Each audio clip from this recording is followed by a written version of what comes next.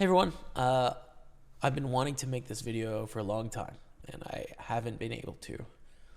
It's been really hard to kind of get over this hump, but there's something I've been dealing with in my personal life that I feel like I want to share because who I am publicly to all of you when I play poker and stream poker and I'm a person online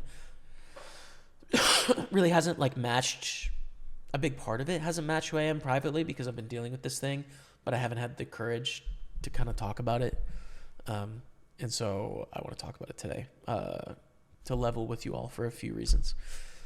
So I've been dealing with an eating disorder called ARFID. It stands for Avoidant Restricted Food Intake Disorder.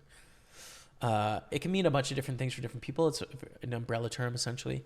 What ARFID looks like for me is it's like an allergic reaction kind of experience in the body. So my throat tightens up, breathing feels constricted, although I've never actually had constriction. I go a little bit red, adrenaline, I have to go to the bathroom, I can feel a little upset to my stomach, and it just generally feels like I'm in an emergency type situation. Something is imminently wrong. ARFID can, for other people be like a fear of choking or aversion to certain smells or the way something looks or something like that, right? So it is very much an umbrella term.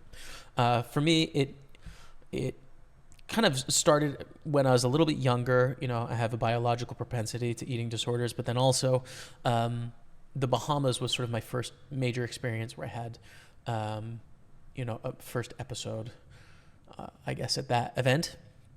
And I had 2 trips to the ER 2.5 years ago. And they referred me to an allergist, and that was a really traumatic sort of experience. And the allergist, we did a skin prick test. They tested me for about 30 things, and it came back with maybe 10 different things that had a reaction. A few kinds of nuts, sesame, pork, mustard, spices. They just tested a bunch of different spices and came up as allergic to spices, milk, etc. And so, they said, okay, well, we're going to send you for a blood test. We're going to test a few more things. And in the meantime, don't eat mustard and we'll see you in 3 months. And I didn't know what to do. I felt very unsafe eating and really afraid. But at its worst, I restricted myself to about 6 foods. I'd eat chicken, beef, rice, potatoes, margarine, ketchup, and taco chips. That is all I ate for a year and a half.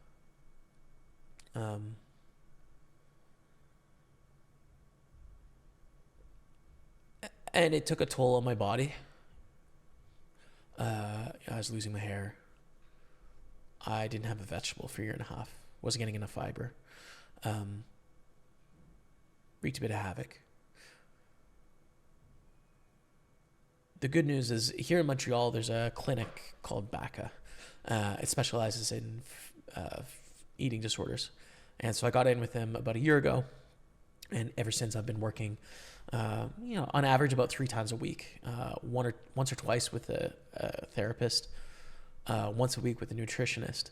And then for a while, we did this sort of reacclimation therapy, maybe it's called, where you would bring up traumatic events in the past while taking sort of a medication that lowered your heart rate, to essentially retrain the body that the traumatic events that you'd had in the past were not a big deal, to try and process them and have the body react differently physiologically. So that's been a truth for me for the last year. Monday, Tuesday, Wednesday, it's been going to the city, go to therapy, go to the nutritionist, try new foods with the nutritionist. And now I'm up to about 30 or 40 foods, somewhere in there. It's still something I struggle with all the time. Eating when I'm trying anything relatively not in my inner circle of comfort is really stressful. I haven't eaten in a restaurant for 4.5 years. And so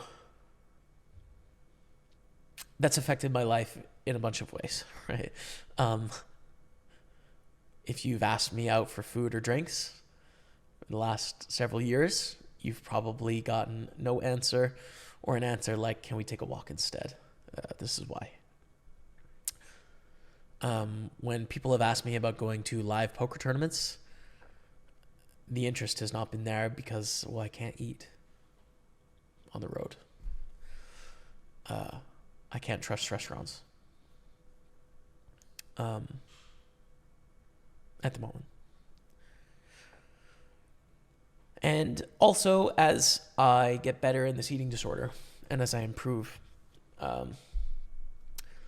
the problems that it was solving for, because that's kind of how this arrives, is they pop up in other areas. So I've seen, reversion to like troubled eating that I've had my whole life, as well as general anxiety in other areas of life as the food specific part gets better. And that's sort of natural in this, healing process. So anxiety is something that I don't deal with every day, but sometimes I do deal with it regularly. And, essentially being beholden to companies and or people to be at a place at a time to do a thing is not something that I feel is stress that I want to put on myself at the moment.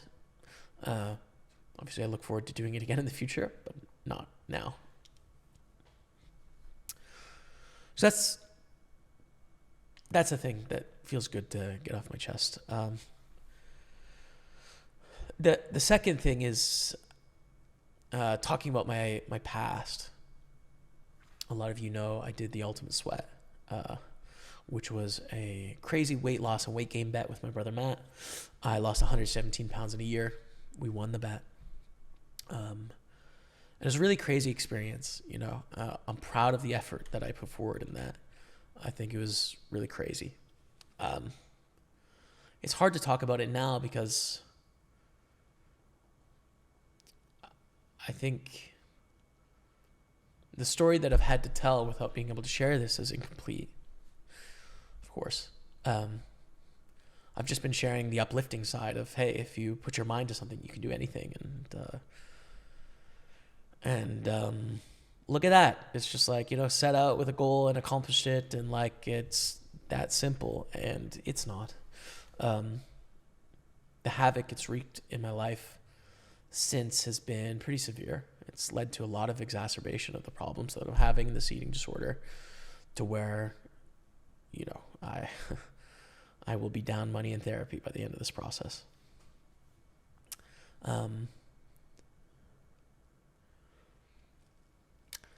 I was on my first diet in grade 4, Weight Watchers. And then I did a diet in grade 5. And I went on a diet in grade 7, Atkins diet. Diet in grade 8. Diet in grade 10. Diet in grade 12. Diet first year of college. Diet first year of university. Diet first year of streaming. And then the Ultimate Sweat. And then the Ultimate Sweat 2. And here I am today. And so what I've learned through that process is that and what I've learned through therapy over the last year and years previously, is that, this isn't a willpower thing. This isn't a set your mind to it and you can achieve anything kind of thing. My eating has been sort of dysfunctional from about the age of 10. And the reasons why are really complicated. They're not simple. It's not about counting your calories. It's about why are you eating more than your body needs?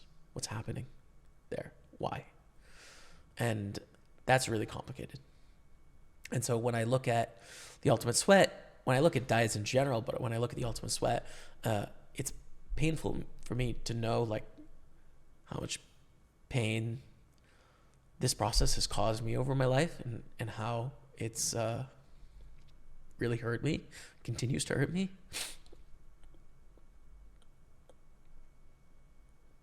I want to be able to be forthcoming and honest about that. I just haven't been strong enough to like share this yet. But now I am, so I can kind of level with you all when I talk about it in interviews. I'm happy to talk about it. I don't need to hide any of this. I'm happy to talk about it, but I want to share the full story. So,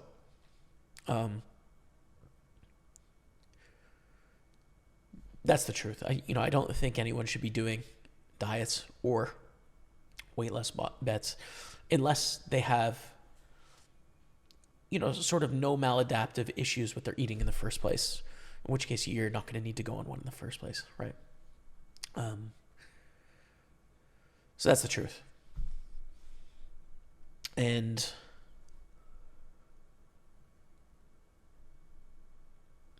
I guess I'll share how I'm doing going into the future.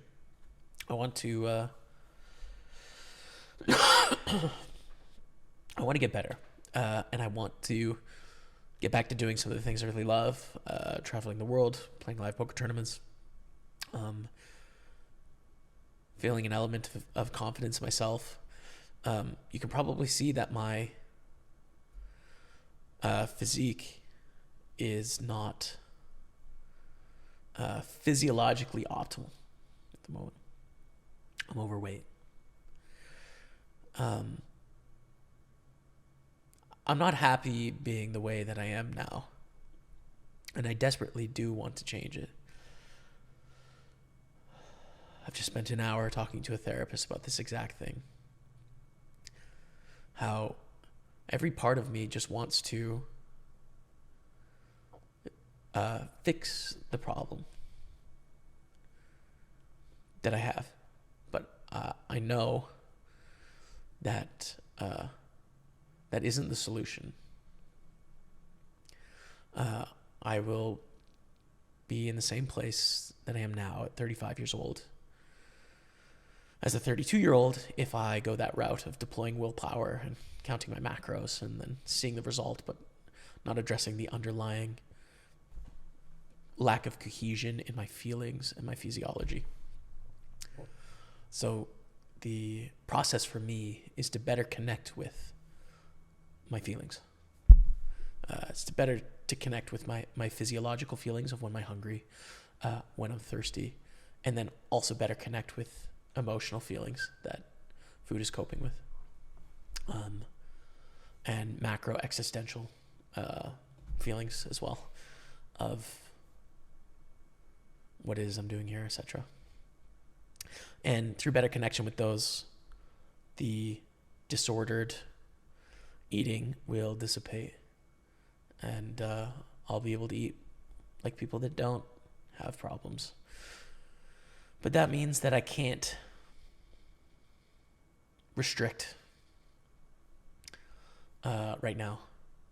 And so some of you that don't share my worldview or this solution, that probably really annoys you.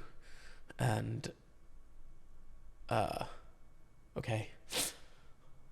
But that's the process I have to go through. And so that is also a part of my reality. I will become healthier when I become healthier from here. It will diffuse. So that's my truth.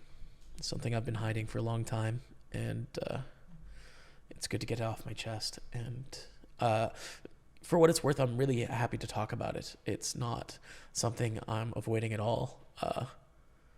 I could talk about it in podcasts. I could talk about it in interviews. I can talk about it on my stream, in the comments down below. I